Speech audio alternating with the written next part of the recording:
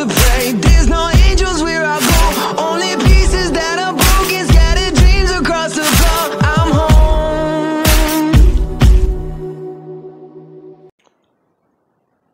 Alrighty, hello everybody, this is Kirosho here. Now, as you can tell by the title of this video, this is going to be what if Deku was the son, or what if Deku was All For One's son. I thought I'd label that differently for a second actually. Now, with that being said, this has been a bit of a tricky idea, because I thought about giving him multiple different quirks, and just straight up All For One. But that is whenever it sort of hit me. I can do both those ideas at once, and make things a little bit more interesting. So, let's begin. Let us start with All For One. Now, this is, let's say, about 4 to 5 years before Midoriya's birth. Now, he is fighting with All Might. Well, he's been fighting with All Might, and hiding from him in the underground, in the underworld. So, with that, he's been finding it to be a bit annoying. Along with that, his alias as Hisashi Midoriya is becoming a bit tiring. So, he needs an idea to revamp it, or renew it. He's been around for quite a long time, and, well, he does still need to have human interaction. There are still parts of him that are human in his mind. He can't escape them, no matter how hard he tries. So he seeks compassion. Him returning home on this latest night, and re-altering his face back to normal. So, this is beginning to get annoying, as a clone would walk out of the kitchen, basically telling him that that is not even the half of it. Now, All For One has a cloning quirk, yes. He uses it to, well, clone himself, once or twice, not really seeing the need for more than 2 of him at one time. Since, well, if you do that, those clones might get a bit haywire and out of control. And if they outnumber you vastly, things will get bad. So, he would be talking with the 2, finding this to be not enough. He is just having a conversation with himself once again. So, this is whenever one of the Hisashis will just bring up at the fact that working his office job, or usually the days he works whenever the other one takes a break, they have a bit of a friend, or well, companion. They talk with a woman by the name of Inko. They're not really sure why, but she seems to be interested in, well, us, or me, quite possibly. Interesting. Now, All For One will just bring his hand up to the clone's face, and begin to look through his memories. Even though they are separate, or the same person, their memories are still separate because of their experiences. Now, with that being said, he would then go over everything from what these 2 have learned. And, well, deciding to slip himself into the clone's identity for a while, somewhat letting him disappear, and slipping himself into his life for quite a bit of time, deciding to live it as Hisashi for a little while. There cannot be any harm in it. Now, this is whenever All For One would be at this place. An office job. Not my style. But I do want to see about this person. Now, All For One would be interacting with a lot of different people today, finding it to be a bit odd and, well, weird. Along with the fact that outside the office building there is a villain attack. Quite ironic. He has never been on this side before, and he's actually watching as people do cheer on the heroes and actually take the villain down. A lot of people actually really surprised. They didn't think that, well, the villain could be taken down by Eraserhead. Or, well, the other heroes either. Now, with that being said, now, Offworld wouldn't really cheer, but he would at least smile a little bit, thinking that it was a little funny. With that, Inko would walk up and actually talk to him, telling him that she needs these reports, these things, and these files, along with the fact that she is going to be helping him on this, this, and this, since they do need it to be done before Monday. Now, Offworld would know what she's talking about, and he would actually go back to his desk and begin to do these reports. As Inko would come over, bring a chair, and actually begin to sit down with him. The two making small talk and actually working through a mountain worth of paperwork, finding that it will not get done in the time needed. So they're going to have to bring work home, as you can call it. Inko basically offering that they can get this done better or faster if they go over, well, to a nearby place. Since they do need to, well, get food and work harder, so that they can get this done. Offone actually accepting the offer, wanting to get to know her a little bit better, since, well, she did seem a bit interesting. Along with the doctor looking into her quirk is nothing special. It's just a low-level form of telekinesis. Well, this kind of fascinates him, since she could have been a hero if she trained a lot, but he's never seen a quirk like hers with so much potential so weak. Kind of interesting though, since her whole idea about heroes is somewhat like his. The two actually working and talking more. Eventually leaving, and, well, all of one finding it to be a bit of a good experience.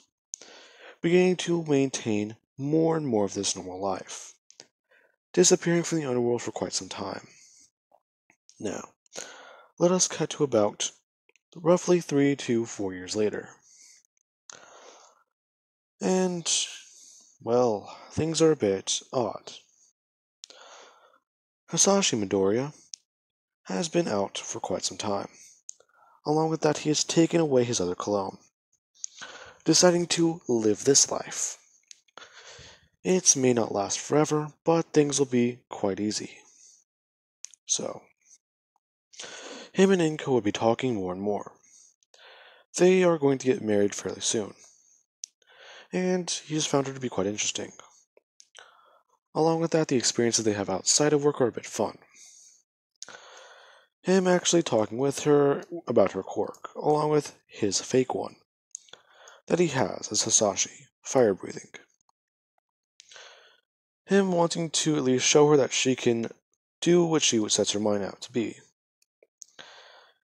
and actually helping her on a bit of her telekinesis, using one of his quirks. He would have gotten her to lift a roughly, I want to say 10-pound weight. Now, she would have had trouble lifting a 5-pound weight in general, but it is a slightly big object. Offworld would have used a form of his telekinesis to hold it up at least, sometimes dropping at least 1 to 2 pounds, allowing her to lift it more and more. Somewhat setting her in a mind state that her quirk is getting stronger if she trains it. Now, with that being said, roughly a week later they would have gotten married after All For One proposed. And then they would somewhat leave Japan for a while, going on a honeymoon. And let us cut to, well, roughly a year later, at Izuku's birth. All for One is there, but he also does have a bit of problem with paperwork. Along with that, the fact that he has had a child. The fact that his son, Izuku as we'll call him, will have one of my quirks. I'm not sure which one though. The possibility is quite endless. And, well, he might get my fire breathing. That is the most likely outcome whenever he does manifest a quirk. Now, Hisashi would have been a bit more happy about this life. Actually living it in, well, sending a clone overseas. Him somewhat coming back to the Underworld for a bit of time. Now, what I mean by coming back to the Underworld is whenever he learned that he had to work overseas, the things got a bit more complicated.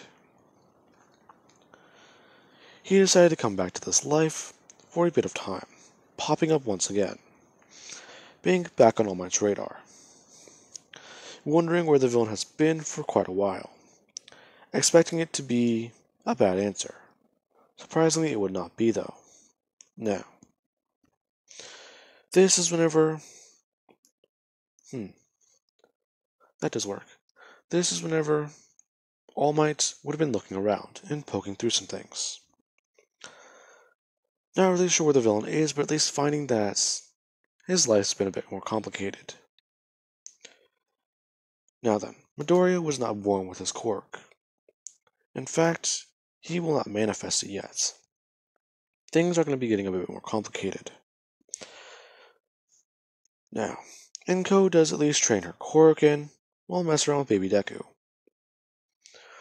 showing him that this is what she can do, along with her being a bit happier and her quirk being stronger.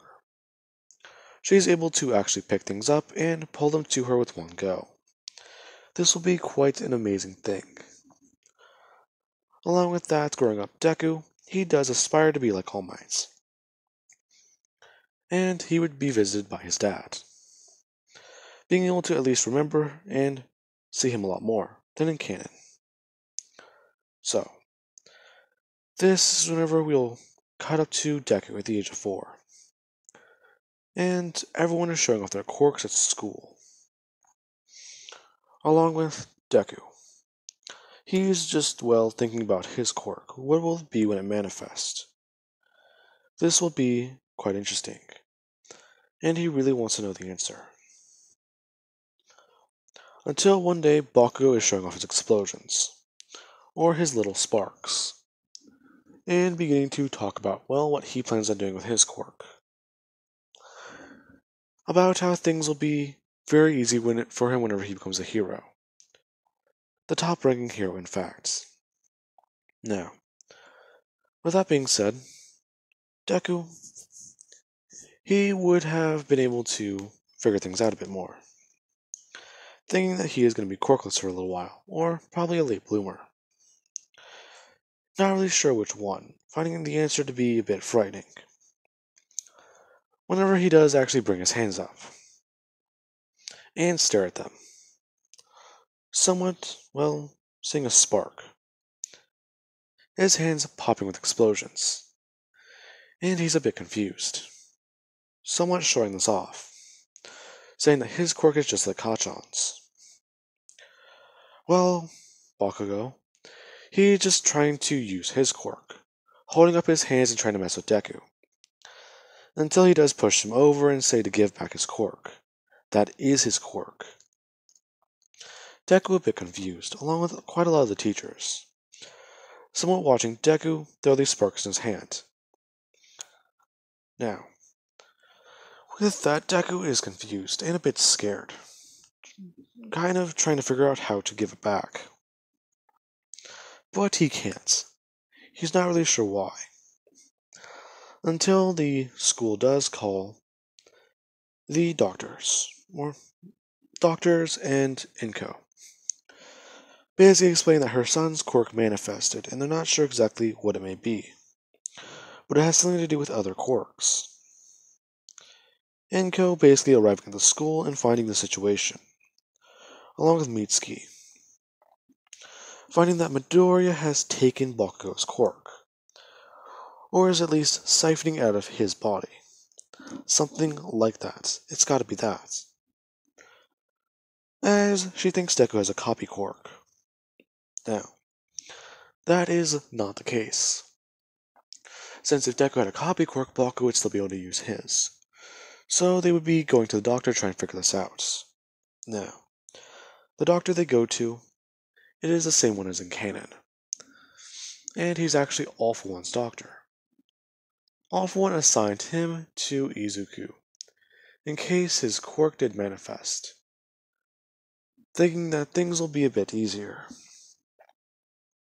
Now, the clone of Hasashi, or the clone of All For One that is Hasashi, I'll just be referring to them as different names, would be called, and actually told that his son's quirk manifested, along with the medical examination being given to Deku, it finding that his quirk is actually not Bakugo's, or a copy quirk in fact. The doctor somewhat explaining that apparently he has a form of stockpile. They're not really sure why, but this quirk seems to be that anyone Deku looks at or makes physical contact with and sees them use their quirk, he may be able to take it away from them. Deku actually a bit surprised. That sounds like a very powerful quirk. The doctor just, knowing this, somewhat wanting to say something, since he does know who Izuku's father is. Basically leaving it at, yes, it is, young man. But you need to give the young man his quirk back. Bakugo basically still a bit mad and, crying about this. But at least finding out what Midoriya's quirk is. Knowing that it will be very, very strong. Now, with that being said, they would have done a bit more tests and medical exams. Deku taking away a few people's quirks, until he does reach a limit. 3 quirks. And he does actually find that All Might is here, and he's a bit confused as to why.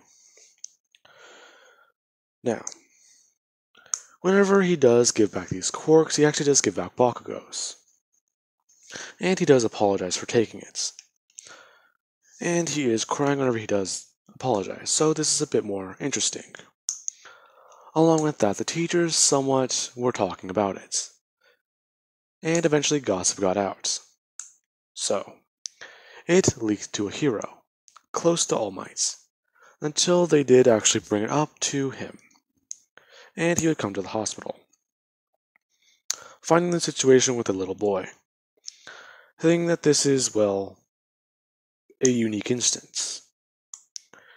It is not odd for people to manifest similar quirks, and if the young man has a copy quirk, then that will be fine. So, he would actually meet Midoriya, and Midoriya would be really shocked and impressed, getting All Might's autograph and, a picture with him. Seeing that this is his hero, and things would be getting a little less complicated. After explaining his father's quirk and his mother's, and them doing a bit of a background check, the hero is doing a background check on Hasashi, finding that he is actually legit. Right now he is overseas and he will be coming back soon to talk with Midoriya. Along with that, All For One, he's been more and more active lately. So, there is no correlation between these two. That's annoying then. If this boy does have a quirk like him then, I cannot allow him to get his hands on it. His stockpile ability make it bigger. And with this quirk in its infancy, it does have potential. Then again, I cannot allow another young person to go down the path of villainy. Now, All Might would be talking with Midoriya, asking him questions and, offering to train him one day when he's older. Along with Bakugo actually meeting All Might, seeing the interest he's taking in Midoriya. Now, with that being said, Deku would come back to school and explain his quirk. Everyone being happy and, impressed at it, actually. Deku doesn't want to hide it, If this is his quirk, then, well, he could be a good hero with it. Thinking about it for a second, he could be a good hero, since he could take the villain's quirk. But that's just the problem. He saw how it affected Bakugo, so... That would be a good idea, yeah, but that's also a bad one. Deku just thinking. If he takes away a person's quirk, should he keep it? That seems wrong. But they're villains. They hurt people. And if they don't have quirks, they can't hurt people. Deku's someone thinking on that. Until some agents would arrive at Midoriya's house and begin to talk with him. Now, with that being said, that is going to be where I leave things off of, guys. I do hope you enjoyed the video, and have an amazing day. I'll catch you guys in the next part.